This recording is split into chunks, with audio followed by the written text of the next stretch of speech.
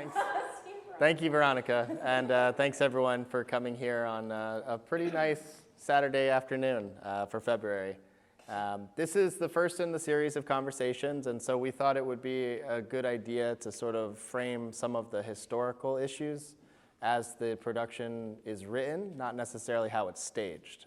The Community Advisory Council has worked over the last 3-4 years, really, with Opera Philadelphia to create consensus and compromise to create a production I think that we're all very proud of. And we're certainly looking forward to being part of the group that helps to spread awareness and excite people about what's coming up when it's presented later this season. But again, these are conversations that are necessary because we live in a changing society. The political and social issues that we're dealing with today are different than when these works were written, right? And so thinking about how to present the works and what's good about them while also understanding and addressing the issues that are problematic about some of the historical productions is necessary to kind of bring the work into contemporary audience space in a way that can really be celebrated by all audiences.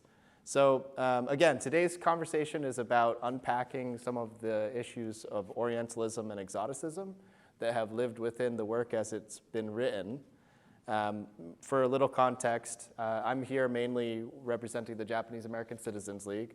We are a civil rights organization founded in 1929 by the children of Japanese immigrants. And like many things in our history, the stereotypes that existed about the Japanese American community have been deeply damaging to those of us who have relatives that were, for example, forcibly removed and mass incarcerated during World War II, based on the misperceptions that the general public had about who Japanese Americans were. So generally speaking, I think Japanese Americans in this part of our demographic, the multi-generational third, fourth generation, I'm a Yonsei, fourth generation Japanese American. So thinking about that awareness of how stereotype can impact the lived experiences of a community, how it can impact the sort of zeitgeist in the way that an entire group of people may be misinterpreted, and particularly historically when productions like this were originally written, when there were far fewer positive counterpoints within the culture, we can also then begin to understand sort of the negative impact that a work like this may have had in the early 20th century.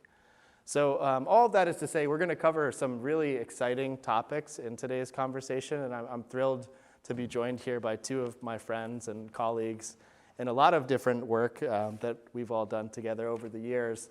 But I'll just briefly introduce them by their bios and then invite them to kind of do an additional self-introduction because I'm sure that this doesn't cover everything that they do. I'll start to my far left. Jacqui Sadashige is a multidisciplinary scholar and lecturer at Drexel and the University of Pennsylvania, where she teaches courses in gender and film studies.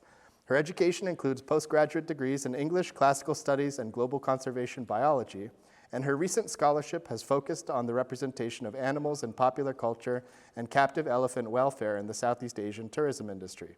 In her spare time, she teaches yoga for City Fitness and volunteers as a social media manager with the Philadelphia Asian American Film Festival and the Women's Film Festival.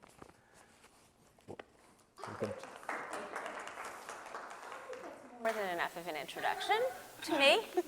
All right. I think more will come. Oh, I guess I should just say that I am a second generation Japanese American immigrant. So apologies for stacking this in terms of the Japanese Americans, but given that the opera in question is Madame Butterfly, I think we're okay with that. Great. Well, thank you, Jacqui. And then moving on to Melody, who's sitting to my immediate left. Melody Wong holds a BA in Asian Studies and Theater and a Master in Education, both from Temple University. Melody's an active member in Philadelphia's Asian American and Pacific Islander community. Past roles include Main Street Manager at Philadelphia Chinatown Development Corporation and Events Coordinator at Asian Arts Initiative. Melody has previously served on the board of Nationalities Service Center and worked with the Pennsylvania Asian American Commission to produce the Asian American Pacific Islander Celebration and Festival in Franklin Square Park from 2007 to 2017. Melody is a member of the Philadelphia Suns, performing lion dance since 2009. She also paddles for the Chinatown Dragon Boat team. Professionally, Melody works as a stage manager and AEA member, currently the stage manager at the Theater Exile, and past credits include Interact Theater, Playpen, Wilma Theater, Bearded Ladies Cabaret, Theater in the X, Philadelphia Asian Performing Artists, Power Street Theater, Fleischer Art Memorial, Passage Theater, Opera Philadelphia, Kimmel Center of the Performing Arts. Melody's a certified actor combatant and speaker of Cantonese and Mandarin. Suna, I thought the bio was going to be online, so it was a little long. Sorry for that. I should have said more. Yeah. But thank you for being here, and Happy New Year. Happy Year for everybody. Great. Well, now that we know who we are on the panel at least, let's jump into our first question. This one's for Jacqui. I think a lot of this conversation hinges on a shared understanding of the term Orientalism. And given your scholarly background, I was hoping that you could kind of briefly summarize the concept as defined by Said and sort of the common understanding that we on the panel share. Sure thing. So if you Google Orientalism, One of the first things that'll probably come up is an artistic style prevalent in the 19th century French Academy. Maybe if you scroll down, you will get to a reference, whoops, tell me if this knocks me off line. Okay. But the way that we're using the term today is, as Rob mentioned, the way that it has been deployed by Palestinian-American scholar and cultural critic Edward Said. It is not only an idea, but it was the title of his 1978 seminal book, Orientalism. And this is a text that really jump-started post-colonial studies across the academy. Now, a lot of that I just said is full of academic speak. So I'm going to pull back for a moment and try to place it in a more tangible context. So one of the points that Said makes is that while the word Orient, we may associate it with actual geographical spaces, it's an idea that's quite fluid, that the Orient can just as well refer to East Asia, South Asia, the Middle East, maybe parts of North Africa, right? And so it doesn't have a fixed boundary. So that in and of itself might not seem particularly problematic, but it means that there can be a tendency to lump all of those areas or some of those areas into a kind of generic mass, undifferentiated in terms of culture, history, peoples, languages, so on and so forth. This is where it starts to get a little bit more problematic, because in addition to the lack of differentiation, there are historically qualities that the West has associated with the Orient. First among those might be something like mystery, right? And to be honest, I can see that seemingly be like a fairly neutral term. Admittedly, there are moments when I wouldn't mind it if people thought that I was mysterious, right? But part of that mystery, that unknowableness, means that it's juxtaposed to ideas that we have historically had about ourselves as Westerners and the West in general. So if you think of the best qualities that we ascribe to ourselves historically, say, starting from something like the Renaissance, not only are we as humans the center of the universe, but we're logical thinkers, we're cultured, we're cultivated, we're civilized. We think with our minds, we have self-control, and this is sort of how we see ourselves. So what happens is, when we think of places that are unknown, that are mysterious, we can easily ascribe the antithesis of all of those qualities. So places that we don't know can not only seem mysterious, but they can seem dangerous, less civilized, uncultivated, darker, lacking in order, ruled not so much by logic, but by emotions. They may be more indulgent in antithesis to our own ideas about our abilities of self-control. They may even take on qualities that seem somewhat closer to the natural world. And sometimes we may have fetishized these ideas, like, oh, look at how great these people are, that they live in harmony with nature. But it can also mean that we might see them as less than human, somewhat closer to animals. And in some cases, you might be thinking, wow, these are qualities that, when I've heard about gender binaries, I've heard people say, well, These are qualities that are ascribed to women very often. And this is absolutely the case because when we think in terms of us versus them, whether the broad category is one of race, one of gender, one of sexuality, we tend to impose those things that we don't particularly like onto that other, whatever that other may be. So again, this is very broad, this is very theoretical, but one of the things that Said is so great about pointing out is the way that these ideas occur and reoccur in a number of institutions in the West. So if it's an unknowable, mysterious area, that gives rise an opportunity, even an excuse for scholarship.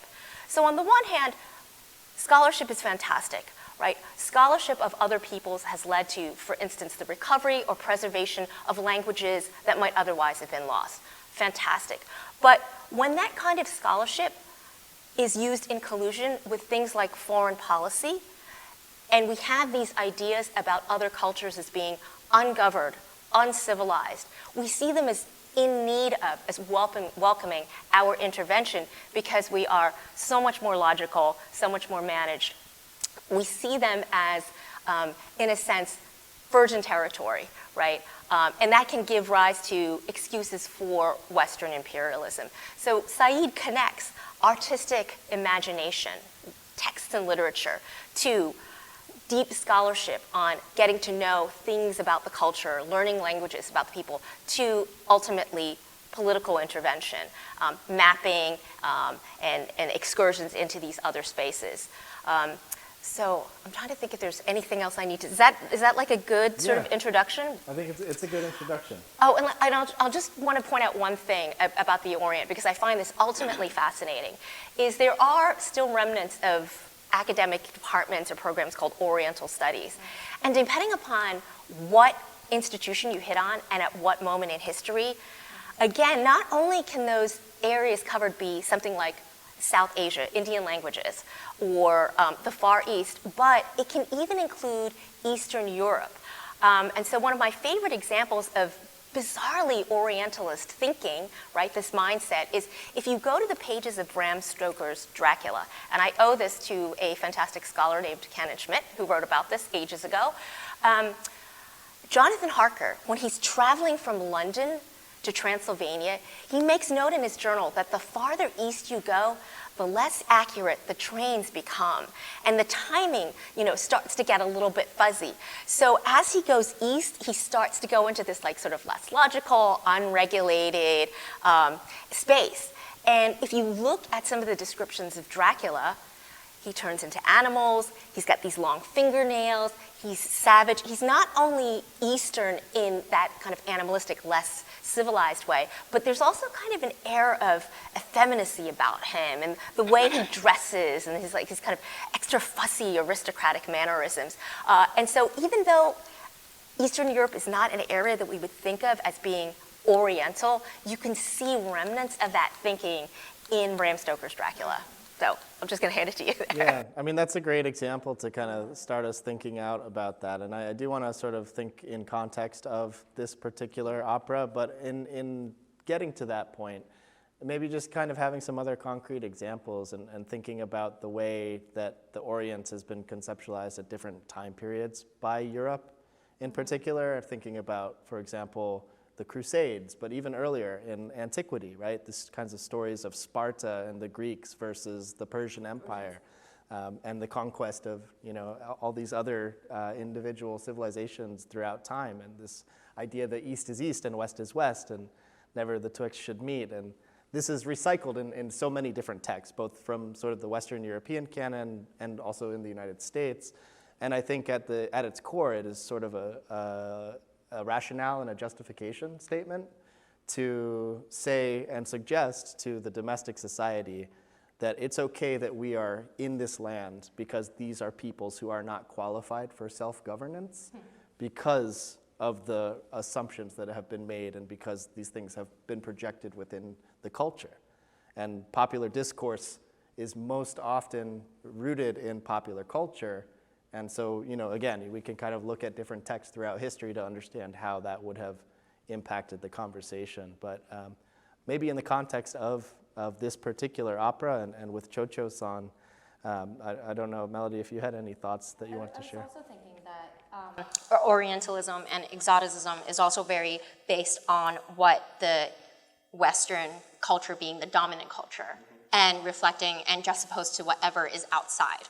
So therefore, East is always outside, and you see that in a lot of different, like within the Madame Butterfly context, is we see it from Pinkerton's original thought of how she is so different, they are so docile, she's so docile, and then you could also see it in, say, The King and I, although it is based in Siam, but it is about a Western lady coming to change the king, say,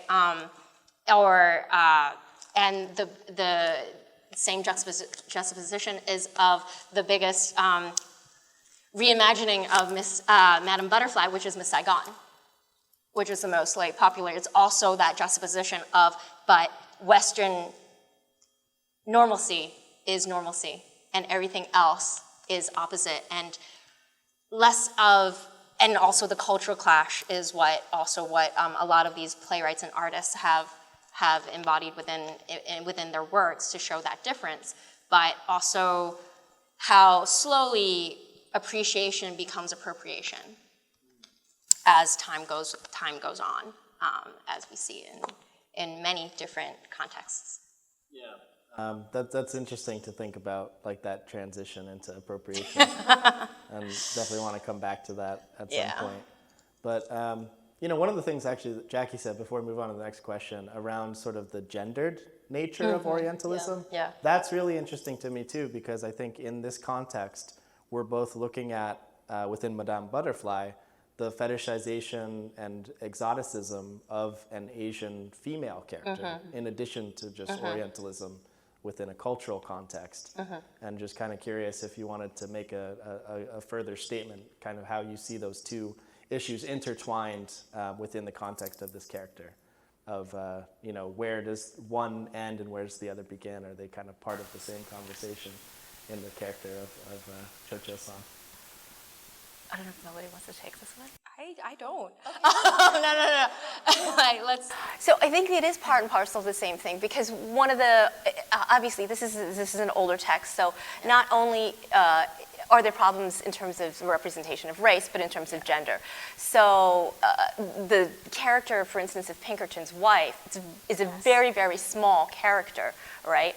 And she has this kind of white savior aspect, but at the end of the day, neither Cho-Cho-san nor the wife, actually Cho-Cho-san's maid either, they don't really, are not capable, or they're not given the agency to make their own choices.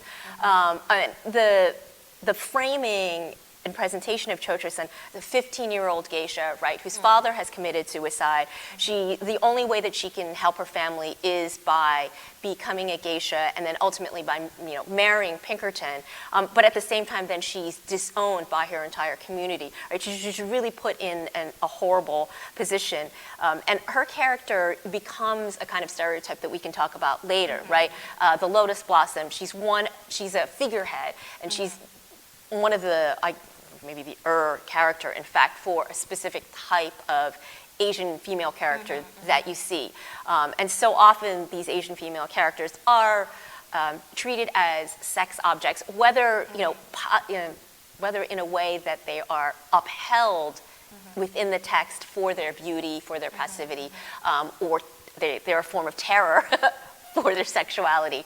Nonetheless, it seems to hinge on their appearance and their desirability. And I did want to say, just before we move on, that I'm sure that many of you can think of examples of texts that don't do this. Like, well, I once read like an 18th century novel, and it seems to me that, or I can think of a movie. Absolutely. So what I do want to make clear is, in addition to what Veronica said, these are our own opinions. We're not trying to make the West out to be a monolith. Like that whole business just the whole backstory that I gave was trying to summarize a lot of what Said said and what scholars after him have focused on. So it's not to say that everything in the West is doing this, and that it's 100% bad. That there are smart people everywhere, and there are works of great complexity. And I think if there weren't works of complexity, we wouldn't be having this conversation about an opera. I also want to It's interesting, right? Because like how Puccini came to this play was from two different novels that was Miss Chrysanthemum, and then also Locke's rendition of it, who's a Philadelphian who wrote another novel similar to this, and then it became a stage play. But in the originally both two, Loti's, the Frenchman's edition, and also Locke's edition, the protagonist girl does not die. She either leaves with her son, or she takes some money and leaves. And then I think also in the original context, she was not a geisha, per se, because that is a very different profession than, say, having to have a temporary marriage for economic purposes, which goes into the unequal power dynamics of the West and a newly opened port for trade, right? But then as the story progressed, when it became a stage play, which I believe Puccini might have seen in London, Cho-Cho-san dies by suicide. And the agency that she originally had in the original two stories is taken away from her. And also there is a constant infantilizing of Asian characters, and especially Asian females, that is persistent within Western media, I think. Also, and the two juxtapositions of female Asian characters is the Lotus Blossom or Geisha Girl or Dragon Lady, which Puccini has both written, right? Turandot, and as well as Madame Butterfly. But one of the contexts that is very prevalent is either she's trying to kill you, or also sexual availability to the Western man is also a consistent theme that has been carried on since Madame Butterfly first released, which also, that's it. Yeah, it's a good segue actually into the next question, because I wanted to think more specifically about theater and how this trope of Cho-Cho-san has maybe impacted other Western stage plays kind of across mediums, right? Not just within opera, but within other forms of musical theater, within non-musical theater. From your perspective as someone who works in this industry, I'm just kind of curious to hear how, both maybe historically and like how you're seeing it today. As I said before, like the rewrite of Miss Saigon being one of the longer running musicals that affords Asian characters to artists, and that for a long time were the only Broadway characters that an Asian American could go up for, which one is a pimp, and one is like a prostitute, and that perpetuates the stereotype, and also within a lot of those plays of that time, like even South Pacific or Madame Butterfly and Miss Saigon, there's always the girlfriend, the local girlfriend, and the wife back home kind of dynamic, which you could also see in Full Metal Jacket, right? And that continues to like a lot of I was reading an article, like even Mean Girls, like early Mean Girls, the two Asian girls who were being exploited by the coach are Asian, but they are seen as the other and promiscuous and but they're never going to be your wife. Sure. Kind of conversation persists. Yeah, and I think you're kind of hitting on this topic of like sexual commodification, right? And the sort of assumption that Asian women are hypersexual, and that there's this sort of availability, which unfortunately we have seen in texts like Miss Saigon and in many of these sort of film adaptations. We can maybe pivot into thinking a little bit more about cinema in that regard, because we have seen a lot of the stage inform what is in the screen, in the same way that the written word informs how stage plays are being enacted. The stage is the cues that narrative filmmakers are using in the birth of Hollywood and other Western cinema narrative storytelling. So it makes sense, right, that some of these same tropes and character types would carry over into this medium. So, Jacqui, I know that you've worked more in film than Asian American film specifically. So just kind of curious, maybe we can merge these two threads to one and start thinking about how some of these same tropes from the stage have then impacted the screen.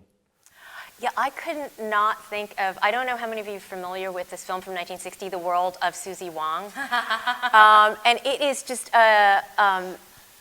it's extraordinary in the way that it really brings to life all of these issues that we're talking about. I mean, fantastic performances, great fashion. But Susie Wong, again, is a prostitute who falls in love with a Western artist for whom she works as a model.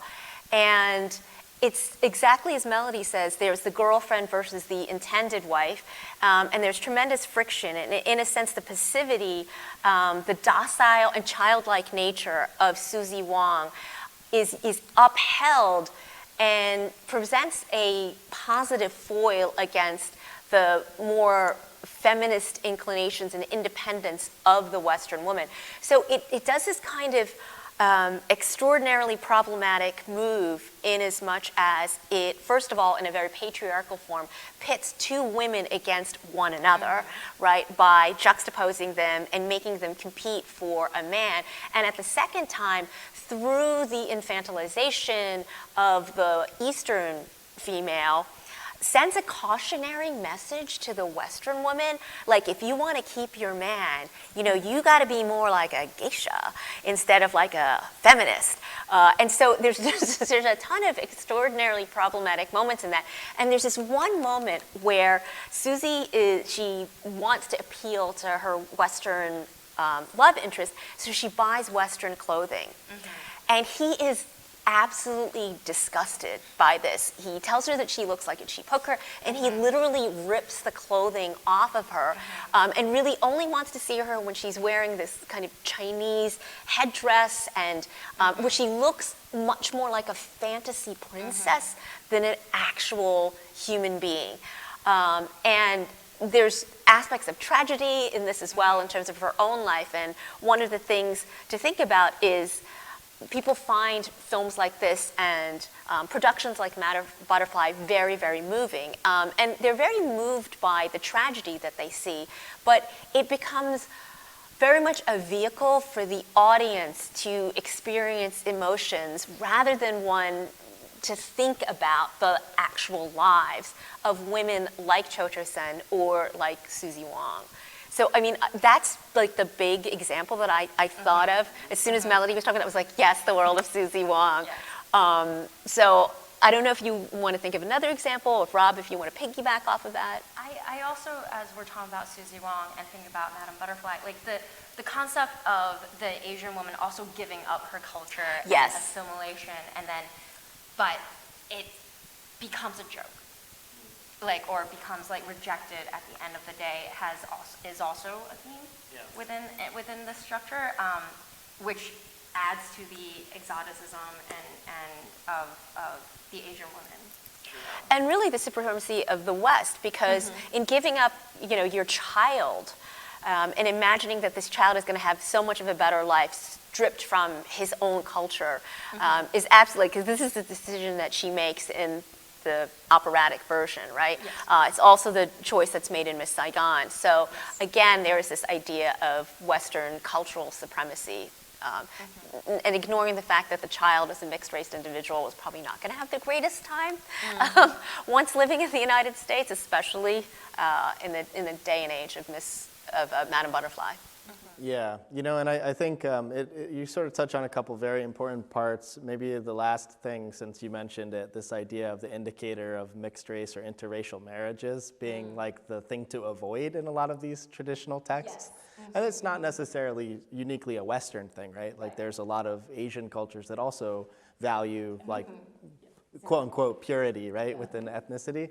But at the same time, oftentimes within Western canon, and particularly within Hollywood cinema, throughout time, there's this sort of stereotype of the tragic mulatto, the mixed-race individual who can fit into neither world because they are torn between them. They're not accepted into one group of color, they're not accepted into white society, and forever they're sort of doomed to have this plight between worlds. Essentially what it is a cautionary tale for people of that society not to engage in interracial relationships, which again, considering that until 1967 in the Loving versus Virginia Supreme Court case, that anti-miscegenation laws were on the books in over 30 states throughout the country. So, it's a relatively recent history, and it doesn't surprise us then to see these sort of indications throughout cinema well into the late 20th century that kind of have those same kind of points. And talking about Hollywood, I mean, you see this institutionalized in the production code, otherwise called the Hays Code of the early 20th century, which is a sort of a laundry list of things that you're not allowed to put on film. And one of the, and so, if you go back to pre-code films from like the late 1920s or like maybe 1930, you find extraordinary plots where women may get divorced and actually enjoy themselves after the fact. Individuals may commit crimes and get away with them. People might drink and do drugs and be okay. But after the production code, there is a lock on people doing bad things and having a good time. And so as part of this, there's an anti-miscegenation component. And this is bolstered by the use of blackface and yellowface, so that you have Western actors playing the role of Asian peoples or white actors playing the role of black individuals. But even with individuals in yellowface and blackface, there's still a prohibition on individuals of mixed, getting married and having that be successful, and on physical contact. So there is a really old film called The Bitter Tea of General Yen, and it kind of hits that sweet spot in between pre and post production. And again, it is an actor in yellowface. And it's a woman missionary who goes to China and is kidnapped by a warlord. And it's a total Stockholm syndrome. She starts to fall for him. And there are moments where she's offered the opportunity to wear phenomenal Chinese dress. And she first starts getting all dolled up and she sees herself in the mirror and is completely horrified, takes off all the makeup and puts on her brown, like plain church shoes and outfit, and kind of refuses to give in. And at the end, she just doesn't know what to do. She's so torn. So in a kind of reversal of what we see in Madame Butterfly and in Miss Saigon, which is usually the woman who commits suicide, General Yen actually, that's why it's called the bitter tea. He puts some sort of poison in his own tea and drinks it, and then she just leaves. So his suicide basically allows her to maintain her purity because she's not as strong as a Western man. So she's susceptible to this kind of temptation.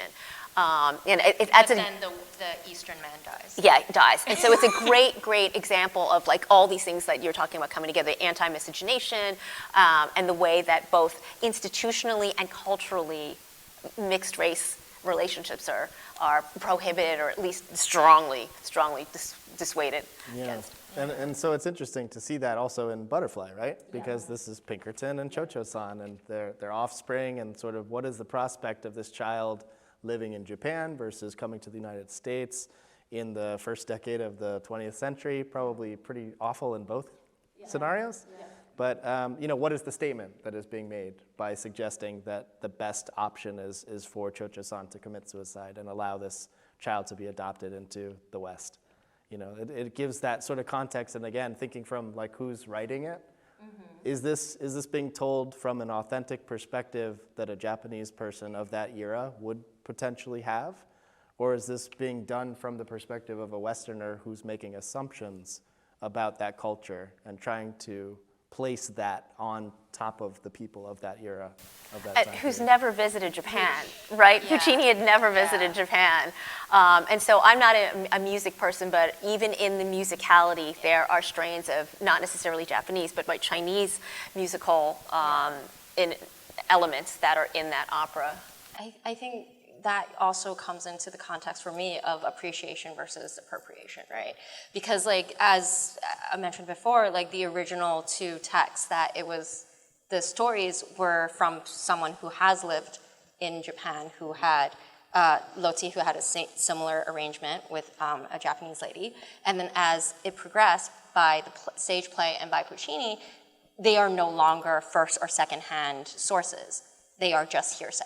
Right. So, which a lot of plays that are based in Asia, where the playwright or the artist has never been to Asia, gets into a very murky territory of fantasizing. And therefore also taking away agency of the culture, the people, and not just objectifying, but also like they become just not objects. Go ahead. I forgot the word I was looking for, but it's without agency, but even non-human. Right. So. And this happens across the board in so many different media, and with cultures going back and forth, as you said, there's purity concerns in Asian cultures, but when there's almost no production authentically coming from, say, an Asian American perspective, and this is all that the West has, that's really where the problem is.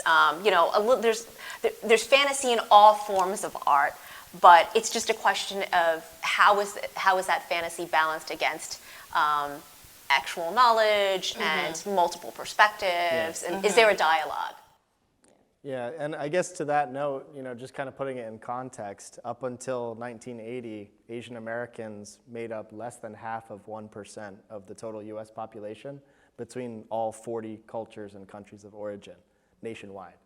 So you can imagine there's places in this country where productions like Turandot or Butterfly have been produced where there were very, very few Asian Americans and possibly no Japanese Americans. So if you have this as your only cultural reference point, what does the society then interpret about this culture and this community? And how could it potentially lead to the misreading in the context of local diasporic populations? And that's sort of where I come back to again, as I kind of introduced the JACL and thinking about, there are real experiences on the lives of people based on stereotype. And we've seen it play out particularly in the 20th century between sort of the racially restrictive immigration legislation, or even earlier in the 1882 Chinese Exclusion Act, but the 1924 Immigration Act that bars all Asian and Middle Eastern immigration until 1965. So, there's a profound potential for productions like this, and then the many productions that they would influence either on stage or on screen to sort of continue to perpetuate some of these same issues, which, to Jacqui's point, without a positive counterpoint coming from an authentic Asian American perspective, it's difficult for certain audiences to discern that. And even in the context of sort of the suspension of disbelief and entering a theater and having a fantastical experience, it does have the potential to impact the way that people might interpret this community. And also the way that people see themselves.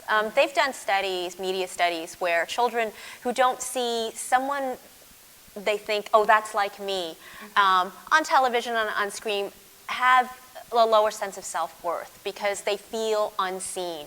And so you can just imagine that the excitement of a young child thinking, oh, there's going to be someone like me, and that person turns out to be like a miserable, suicidal individual who's willing to give everything up, for the white man. That's not really a positive role model. And again, it's not to say that like every character has to be a positive role model, but it is wonderful to see real representation, diversity of representation across a variety of popular media. Which brings up to the point where like, oh, what is the array of characters that Asian Americans have to look at? Like, for the longest time, it's either you're gonna either play the whore, or play the kung fu assassin, or and brings back to like, oh, these are what little kids see. And we, at the moment, we have a boom of Asian American like TV shows right now, but for the longest time, getting on the longest running thing is Law and Order, you're either gonna be like a mail order bride, a character, or you're stuck in Chinatown, or characters of that sort. So, or one of my favorites, if you're a male Asian American actor, especially in these crime procedurals, there's always this moment where they're like, if we could only get into the hard drive of the laptop, but unfortunately it's been destroyed. And someone will be like, hey, I think, insert a, like stereotypical Chinese name, right? I think Chang might be able to help us out here. Like, enter the dude with the glasses who fixes anything like in 5 seconds flat, and that's like his only role. And again, it's not that it's necessarily negative, but like if you're, I imagine if you're like an Asian male actor, you're like, really? Another tech engineer? and then it also brings back to like the lack of masculinity within like portrayal of Asian men, right? Yeah. Within a American context and within a Western context. Like even in Madame Butterfly, oh, it's Goro who's the pimp, right? The major male character is the Bonza fanatic, like the religious fanatic. Like none of them are as or even the prince per se. Like none of them are as Pinkerton, who's an Over like the possibility of marrying like a prince and being Right, set up for like- life. so and yeah. Yeah, and I think the thing that I would pull out of that is that, again, it just sort of puts people in boxes, right? Right. And it really sort of delineates, particularly for people who are working in either theater or in film as actors, what you are allowed to be. And Yes. then for audiences, what kinds of portrayals are you allowed to see Yeah. of this particular ethnic community? Yeah.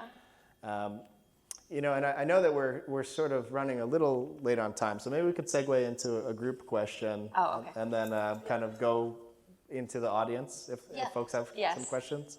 But in just having this conversation, we've sort of talked more broadly about the ideas of Orientalism and Exoticism, fetishization, the sort of gender dynamics and some of these stereotypes. But again, specifically with a piece like Madame Butterfly, how do you see something like that living in the culture today? Like, we do have a lot of positive counterpoints, like you both were mentioning earlier. There's been a boom in Asian American representation within film and television. We're starting to see more Asian American voices within theater. But again, with a piece like this that has this sort of problematic origin, how is it something that we can sort of salvage, and like in what ways can it live within this broader conversation that we're having? I can. I think I'm interested in saying, like, it depends on who's leading the helm, right? And who is in the room to make these artistic decisions, and how the dramaturgical context is continuing within the story. It's back to the point of I believe there is value in seeing a play within the I shouldn't say correct, but allowing the audience to know the cultural background of what they're seeing. This is a product of a certain time of these stereotypes and whatnot, but also if it's reimagined by an Asian American female or whatnot who is leading or having that conversation within the room. I think a lot of times as a person who practices theater in the performance arts, sometimes you're not allowed to speak within that room. And that becomes making the product very Western oriented. So I think it's also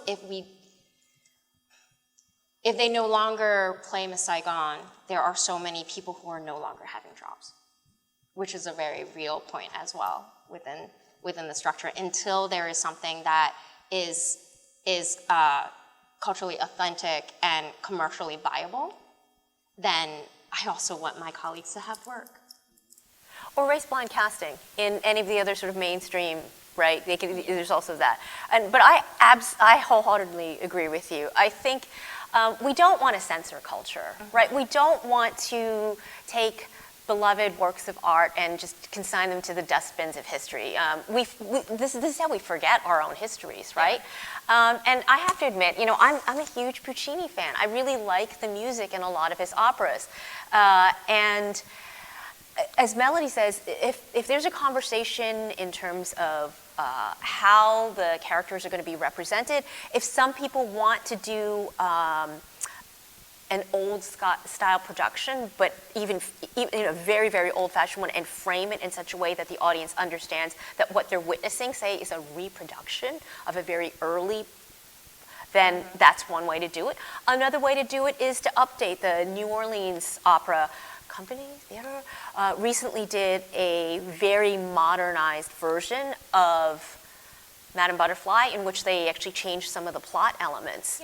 Some of the language can be changed. There can be subtle nuances in the way that the characters are portrayed. As I was biking over here, I was thinking of the Pinkerton character, and I thought, what we don't want is we don't want him becoming a demonic caricature, especially not in this era of not all men, right?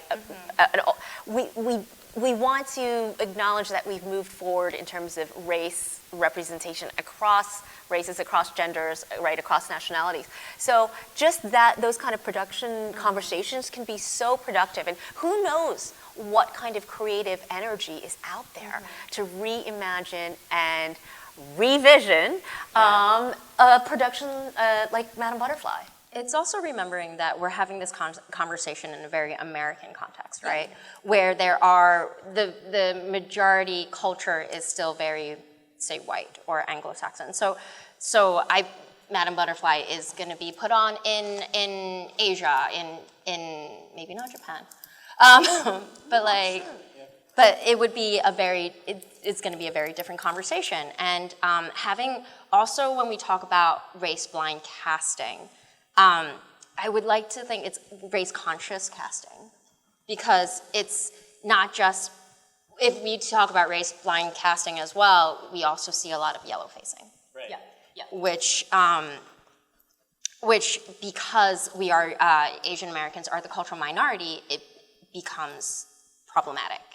But also, therefore, in that context, therefore, we thinking about these plays and being aware that there are minorities in lands in middle of Idaho that may be affected by how a play, the audience perceives these characters. Yeah. I'm sorry, Idaho, I just threw them under the bus. Well, and I think it's important though, right? The points that you raise, these works live in different contexts.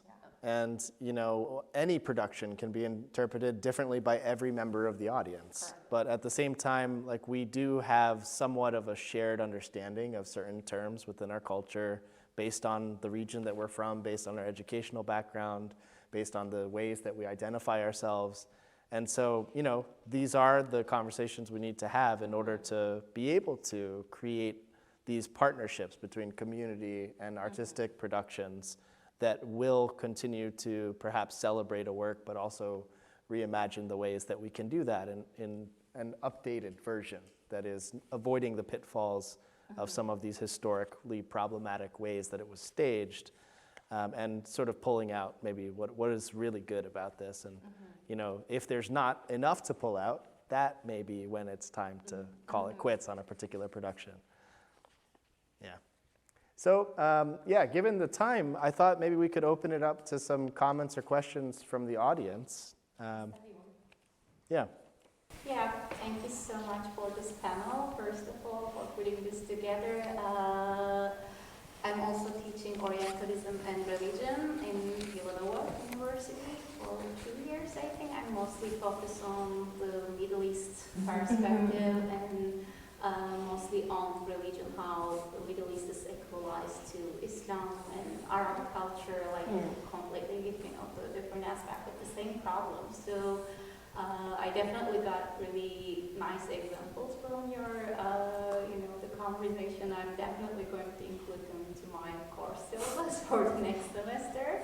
I also want to ask that question specifically for Madame Butterfly, or, if you can give any other examples. So, one of the biggest problem I see in my examples are seeing the whole Middle East as one.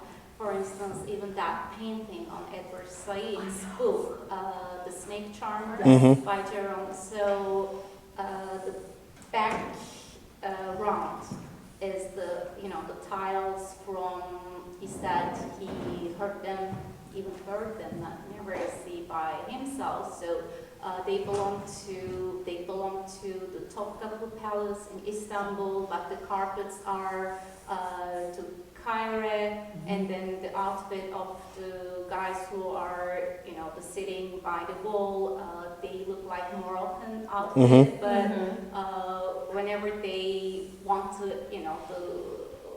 express something about the Orient, they all come together. Like whole Middle East are Arab or the same culture, or all of them are Muslims, or even all of those different cultures are getting into the same pot and melt away. So when there is only one representation about the Middle East, so I'm really wondering about Asia too. Because I know there are like tons of different cultures and countries, but the representation in the West is like just one stereotype. I'd say it's absolutely the case. And so even when we talk about race-conscious casting and not using yellow face, you will see casting, and this gives great opportunities for Asian American actors, right, to play different ethnicities. So you may have an actor of Chinese heritage playing a Japanese character, right? So and so. But and so there's that's giving actors opportunities. But one of the examples that comes to mind, Enter the Dragon. There is a banquet scene in Bruce Lee's Enter the Dragon. And so on the one hand, this is a film, spotlights Bruce Lee, really put him on the map to the West. People still love this film. There's this banquet on this island right the night before a martial arts tournament. And the owner seems to be Chinese. They're going to be engaging in kung fu. They're sumo wrestlers. It's very, very the similar. hodgepodge of Asianness. Yeah. And then the people are terrified of the food because it's all weird. So this absolutely does happen, but I really feel you on this. I sometimes imagine what it must be like to be somebody of Middle Eastern ethnicity trying to get a job in Hollywood, and you're probably said, well, you can play terrorist A or you can play terrorist B. Which would you like? Which also brings into the context of like who's in the room in the design room, because like not like representation on screen is not always representation behind the screen, right? So because also actors within the traditional hierarchical structure are not, unless you're a big star, you don't actually have a say. So having enough like directors that are of the authentic experience, or designers or production managers that know, who could speak to the cultural context to say, like, Mulan, this is Han Dynasty, this is Qing Dynasty. Let's not have these straw hats here, or of a similar ilk. Like, I think that is also very important when we look at media, of looking like, wait for the credits to roll and see who is actually making decisions and if the gatekeepers have changed. So.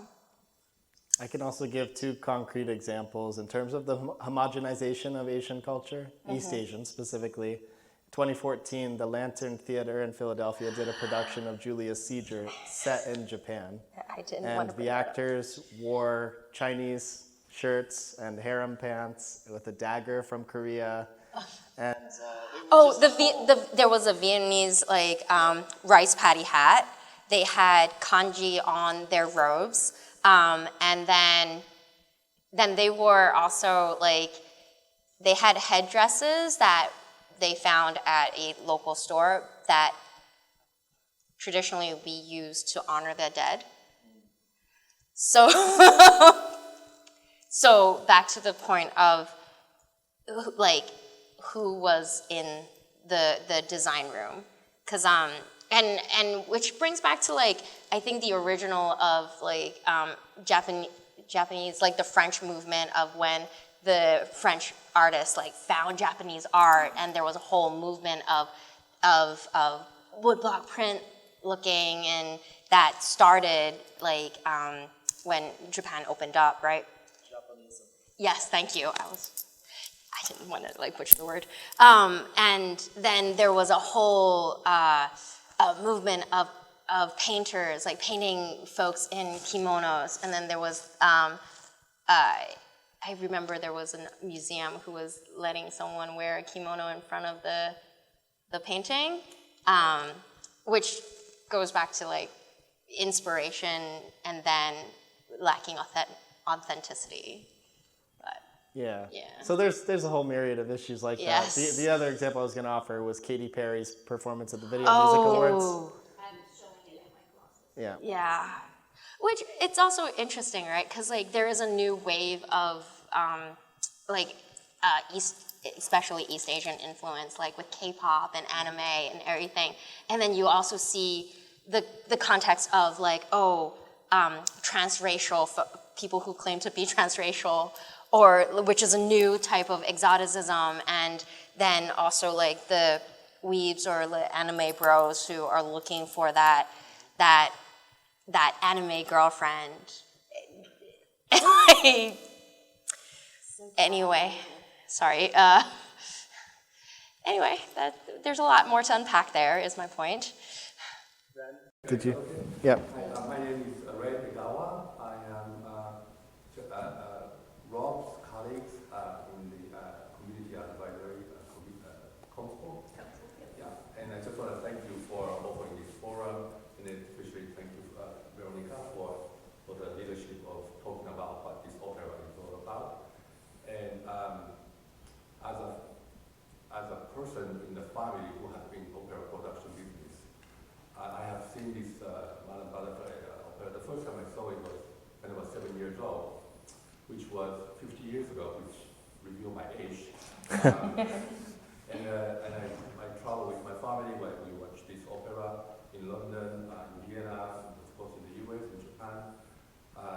The first time I saw it was a shock, because I was like, oh, she had to kill herself. And I also had this struggle, what this opera is all about. I didn't understand this. But because of this discussion, you forced me to think about what I have experienced in the past by contacting my friends in Japan who have been in the opera communities, and I asked them about why are you guys producing this opera every year? Like, this is the most popular opera in Japan. And then don't you feel a mixed feeling about this and things like that? And then they told me something that I thought was interesting. Many people told me many things. But maybe there are three things I think it's worthy of sharing, because you can hear what Japan are saying in Philadelphia, right? So I'm going to share with you what they said. One of the things they said is they don't look at the Puccini or even they think the original story was really bad, but the Philadelphian author who he was more humane compared to the original one, and there's still some problem, but they think Puccini himself is not a quote-unquote racist. Yeah. They think Puccini was trying to tell a story that is racist story, so, which is a huge difference, right? I thought that was an interesting observation. The other thing they said is maybe because the Japanese people feel okay to produce this is because they think the Japanese people understand the difference between fiction and reality. But which does not apply to us here, because as you said, since until 1980s, there were only 1% of Asian Americans here. So people in this country did not have the benefit, like the people in Japan, to know this is fiction. A lot of Americans, they feel this is real.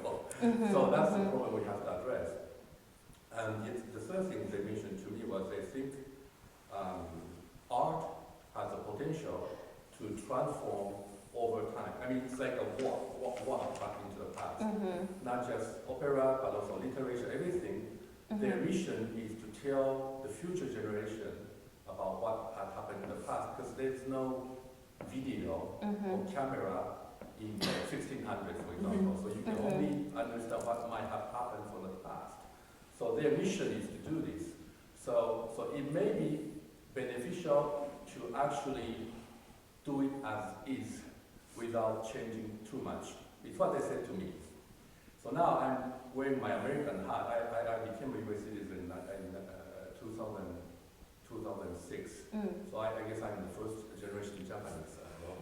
And I think, I know my daughter hates this opera. This is not, I mean, the younger American, Asian Americans, they don't like this opera. I hear a lot of things, but I also hear a lot of older Japanese American generation people who love this opera, right?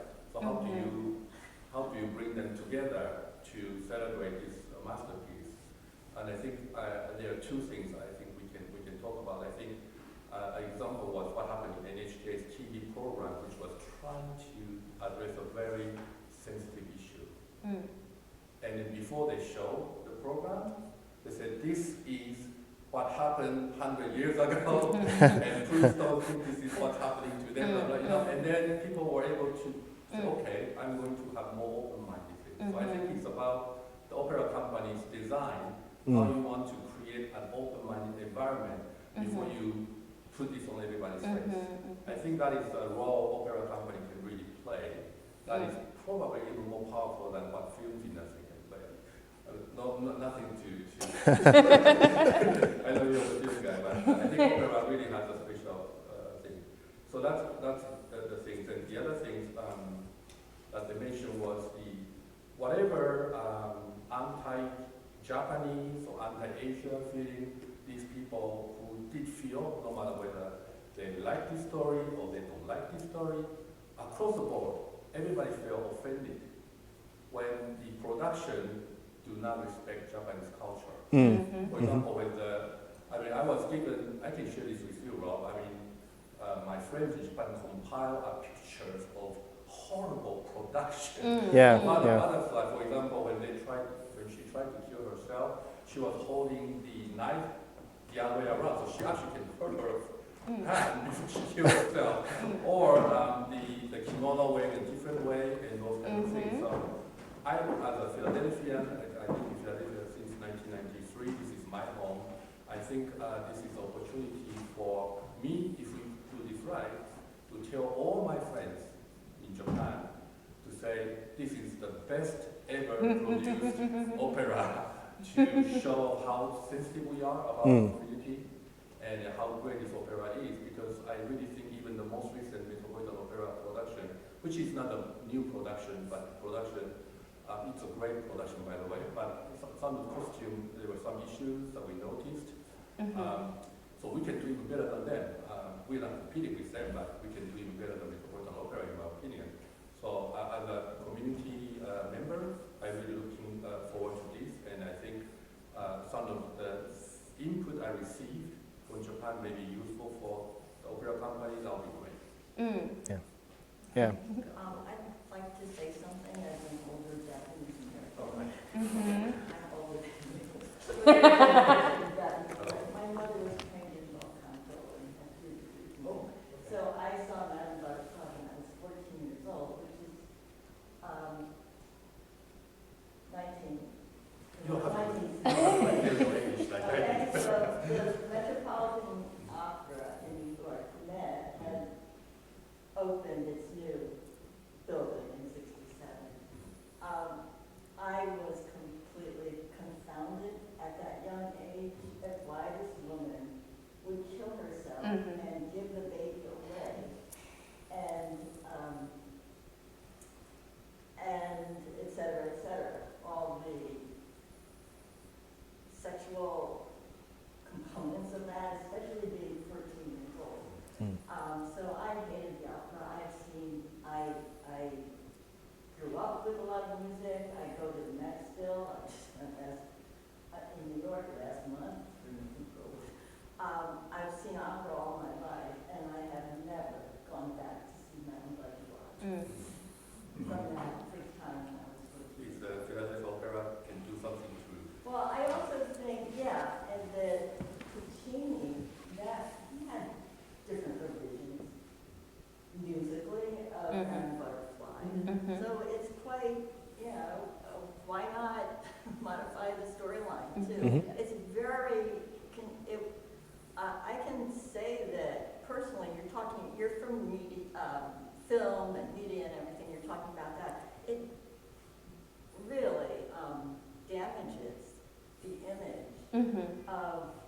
minority, or we used to say minority. People, when you have a production, a storyline like this, and also the people around you think that, you know, constantly in my life, you're supposed to be docile. Okay, well, you know, if you're going around with that guy, you're going to mess up his blonde hair when you have kids, you know. But this whole thing of you're not good enough to be the wife, you can be an affair on the side, especially growing up after World War II, when many of my friends' parents, fathers were veterans over in Asia, and they would just stand around and say, what is she, Japanese or Chinese? They'd make comments about the prostitutes there. So, you know, you can say, well, this is a production on stage and everything, but, you know, it's cumulative, and all the other productions that you mentioned. It's very cumulative on society. And anyway, so I hope Opera Philadelphia can change the storyline. I don't see anything damaging about that or to opera. The music is beautiful, which I think is why my mother. To your point, actually, to your point, I forgot to mention one thing. One of the things they mentioned is maybe Philadelphia Opera Company can produce one version that is original and produce another version that is reverse order, like the Boston one, you know, just to, so that people compare, and that could be interesting experience, to your point. So I do think we've come to the end of our time together. Maybe last short comment from both of our panelists before we close out, if you have anything to share. I was going to reflect on what this lady just said. Like, Madame Butterfly begets Miss Saigon, which begets Full Metal Jacket, which I think, being Asian American growing up here, we've all, as an Asian female, have been taunted by I love you long time. So, yes, art does affect the normal people who are living lives, and it is an interesting conversation about how to reimagine or how to be responsible purveyors of a problematic story. Oh, I'm good. I don't have any final words. I feel like I said a lot. Oh, wait. Just a comment. I'm a third generation American. My perception of society, et cetera, is kind of a quasi-white because of the acceptance I've had, even though I identify as a person of color. And the point that was made a little while ago by her, in terms of watching a version of Butterfly as a kid in a different environmental context, I'm thinking about my granddaughters who are fourth and fifth generation. Both of them, my granddaughters and grandson, are mixed race. So the perception of the world in the U.S. is very different from, say, when my parents were born in California, but who were raised in Japan. So they had a mixed cultural background. And so I'm basically raising the flag that as we move forward, Opera Philadelphia, etc., you know, who is it? Guy says, you know, it's the music, stupid. You know, as long as we don't toss out the melody, the vocabulary, etc., and stay with the music of Puccini, which is what gets me going all the time. And I think I expect the future generations, that's what's going to keep us going to the opera. So the adaptations and nuances and so on that Opera Company in Philadelphia, among other producing organizations, pays attention to the future audience, you know. They will have some things easier to do, and maybe even the memory of bad things being presented will fade away, I'm hoping, and that but that, we as a society adapt to the realities of the future. Yeah. Thank you, Hiro. Thank you. Yeah, great, I think, comment to end on. Yeah, but again, thank you to all of our audience. We appreciate you Thank you for staying being with here us. on a Happy New Year. And please do come back to the other conversations that are a part of this series. It's a great range of different speakers that are covering a number of topics. I'm personally looking forward to the last one in the series, moderated by Daniel Park, about whether we should reimagine butterfly. And I think understanding this as a journey of conversations, we're kind of bookending it with the history in this one, and then maybe coming to the question. But yes, I hope you enjoy those conversations and do come back for the production. Thank you so much. Thanks. Thank you so much.